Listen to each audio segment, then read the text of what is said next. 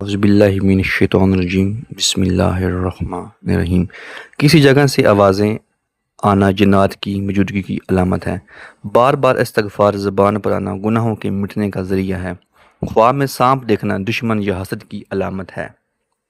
اچانک مالی نقصان ہونا آزمائش یا تنبیہ ہے۔ بغیر وجہ کے آنسو آنا دل کی نرمی اور اللہ تعالیٰ کی طرف رجوع کی علامت ہے۔ گھر میں روشنی کا اچھا انتظام سکون کا سبب بنتا ہے۔ دل میں ماں باپ کا خیال آنا دعاؤں کی قبولیت کی نشانی ہے۔ اچانک نیند کا ٹوٹ جانا کسی دعا کے قبول ہونے کا اشارہ ہو سکتا ہے۔ بار بار الحمدللہ کہنا نعمت میں اضافے کا ذریعہ ہے۔ کسی غریب کا خیال آنا صدقے کی طرف اشارہ ہے۔ خواب میں روشنی دیکھنا اللہ کی طرف سے خوشخبری ہے۔ بیمار ہو کر جلدی ٹھیک ہو جانا اللہ کی رحمت ہے۔ پرندوں کا صبح سویرے شور کرنا رزق کی تلاش کا سبب دیتا ہے۔ بغیر محنت کے کسی کام کا آسان ہو جانا اللہ کی مدد کی علامت ہے۔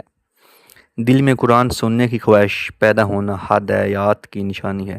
گھر میں اچانک خوشبو محسوس ہونا رحمت کی علامت سمجھی جاتی ہے۔ بار بار ایک ہی دعا دل میں آنا اللہ کی طرف سے بلانے کی علامت ہے۔